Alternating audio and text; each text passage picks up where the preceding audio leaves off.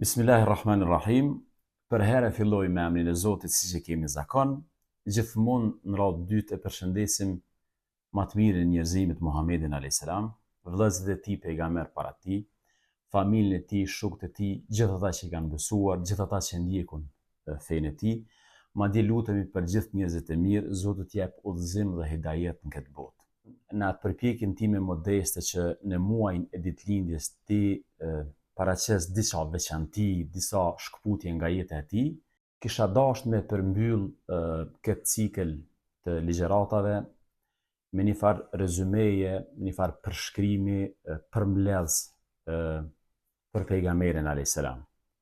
Kisha mujt me qujt kur bëhet bashk feja dhe morali, Muhamedi a.s. shembull. Kur vim të çështja e përshkrimit përmbledhës të Muhamedit a.s., mund të themi se pejgamberi a.s.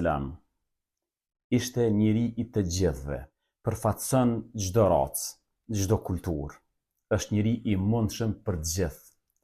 Pra ishte njeri sikur të gjithë, sepse do të jetë profeti i fundit dhe duhet të jetë i pranueshëm ose i kapshëm ose i mundshëm për gjithë njerëzit, për gjitha kulturat, siç është realiteti sot që pejgamberi a.s. e ndjekun dhe pasojnë miliona njerëz nëpër botë të vendeve, kulturave, gjuhëve të ndryshme, sepse ai ishte njeriu i të gjithëve. Faktikisht edhe në kohën e tij, ai nuk dallonte nga njerëzit, veçanërisht në pikpamjen e jashtme.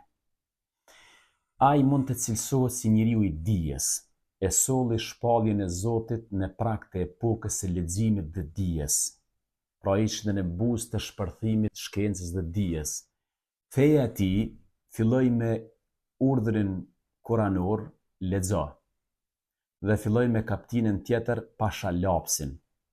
Zoti i Madhreshëm e hap Islamin me këto dy qasje, e para lexo dhe e dyta pasha lapsin, për t'tregu se çfarë pret botën në të ardhmen. Pejgamberi a.s. mund të përshkruhet si njeriu i hapur ose i hapjes, erdhe në prag të globalizmit njerëzor. Bota do të hapet, bota do të bëhet një katund. Ndryshe ishte para tij. Bota para tij ishte izoluar, njerëzit jetonin në provincat e izoluara dhe të kufizuara. Me ardhen e këtij njeriu, domethënë ky njeriu i hapur për gjithë botët. Dhe përshkrimi i fundit është njeriu i moralit. Mbi moralin e të cilit u ndërtua shpallja. Prandaj, mund të themi në fillim se i kemi dy Muhameda.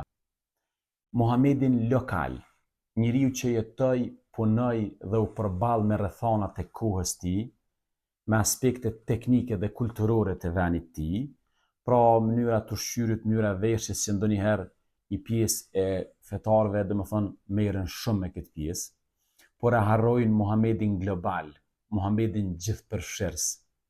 Muhamedi a.s. profeti që doli përtej kufive të vendit tij, kulturës dhe kohës, duke u bërë model për mba njerëzimin. E si mund të jetë Muhamedi a.s. model për këtë njerëzimin, nëse e kufizojmë atë vetëm në aspektin lokal? Hazreti Muhamedi a.s.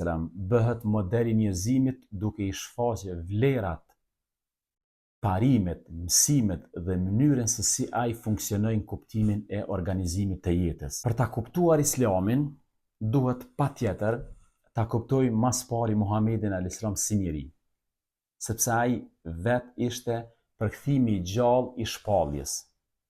Hazreti Aisha e ka përshkruar në formën më të mirë.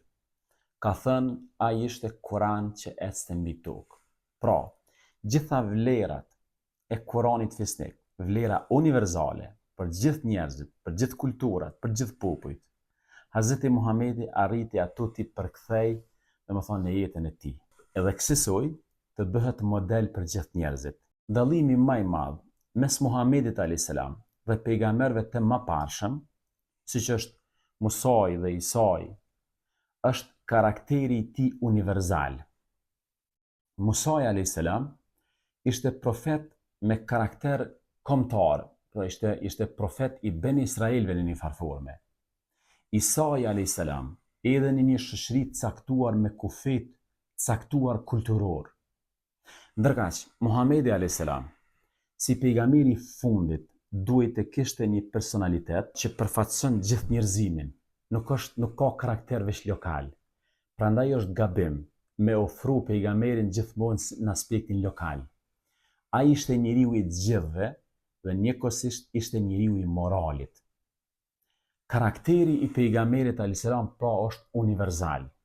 Dhe gjunohi më i madh që ne ja bëjmë pejgamberit alayhis salam është kur atë e kufizojmë nivelin lokal, shpesh herë edhe pa dije. Disa njerëz e përshkruajnë pejgamberin vetëm në aspektin teknik lokal dhe krejt ndjekjen e sunetit e lidhin me veshjen, me ushqimin, me ngrënien me dorë, me çështje teknike të cilat nuk e përshkruajnë gjithë karakterin e përgjithshëm universal të pejgamberit alayhis salam. Ai u dërgua në prag të globalizmit njerëzor, kur popujt fillojnë të lidhen, kur fillon epoka e shkrimit, editurisë dhe komunikimit global. Siç e tham në fillim, fjala e parë që i zbriti ishte lexo. Fjala e dytë ishte pasha lapsin. Kjo tregon se ai është profeti i dijes dhe i librit, sepse njerëzimi do të hyjë në epokën e dijes dhe mendimit, do të futet në atë valën e dijes, e shkencës, e shkrimit, e ligjerimit, e komunikimit, siç e dim dhe siç jemi të jetu gjithë sot. Për këtë arsye, ai njeri nuk lexonte, veçanërisht shpalljet e mëparshme, jo nga mungesa e diturisë, por që ta pranoj diturinë e pastër nga Zoti, pa ndikimet e mëparshme njerëzore, një vlerësi për ta bërë bartës të shpalljes hyjnore, pra të mos ngatrohet dija njerëzore me shpalljen edhe me tekstin e shajt hyjnor. Me një fjalë, mund të themi se ardhja e pejgamberit alayhis salam e shënon ndërprerjen e një epoke dhe ardhjen e një epoke tjetër. E shënon ndërprerjen e epokës së izolimit dhe shënon epokën e universales, e një bote të hapun. Para tij popujt ishin të mbyllur në vetvete. Domethënë ai erdhi në kufirin mes izolimit dhe hapjes. Dhe vetë personaliteti i tij, pra ai si njeri dhe mesazhi që e solli, ishin të përgatitura për këtë hapje globale. Dhe mbi këtë princip musliman duhet të jenë shumë syqel. Hazreti Muhamedi nuk mund të ishte si Musai, profet i një kombi të caktuar, sepse misioni i Muhamedit alayhis salam do të jetë përpjekje që t'i bashkojë gjithë njerëzimin mbi vlerat të përbashkëta. Jeta e Muhamedit alayhis salam i ka dy ndarje të mëdha.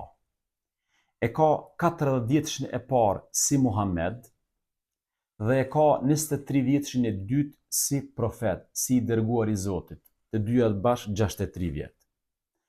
40-shi i parë është përgatitje morale e njerëzore e tij, ndërkaq 23 viteshi i dytë është shfaqje dhe pranim i shpalljes së Zotit Madhreshëm. Ajo që mund të konsiderohet një farë mangësie në përshkrimin e biografisë tij është se 40 vitet e para të jetës tij zakonisht përmenden shumë shkurtazi me disa faqe, duke shënu lindjen e tij, pjesa e qenit jetim, puna si bari, si tregtar, martesa me Hatiqen edhe domethënë futemi në pjesën e 23 viteve të fundit, ku normal si pejgamber përshkruhet në hollësi.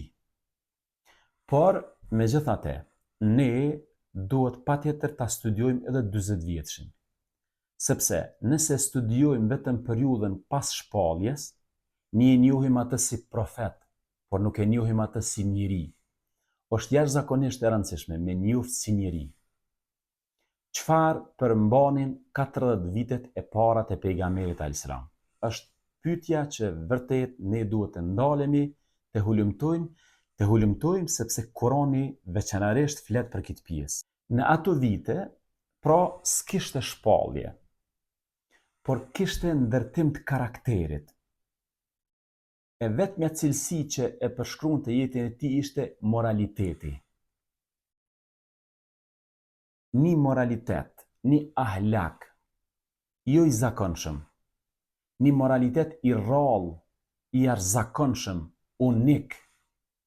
Gjithë njerëzit, prej se u bo me ditë, e njohen si El Emin, njeriu më i besueshëm në shoqërinë e tij.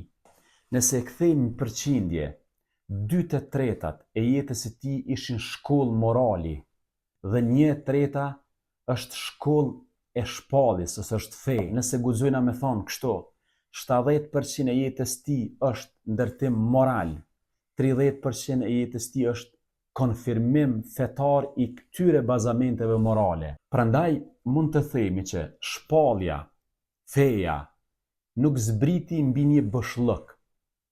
Shpallja nuk zbriti mbi çfarëdo njeriu.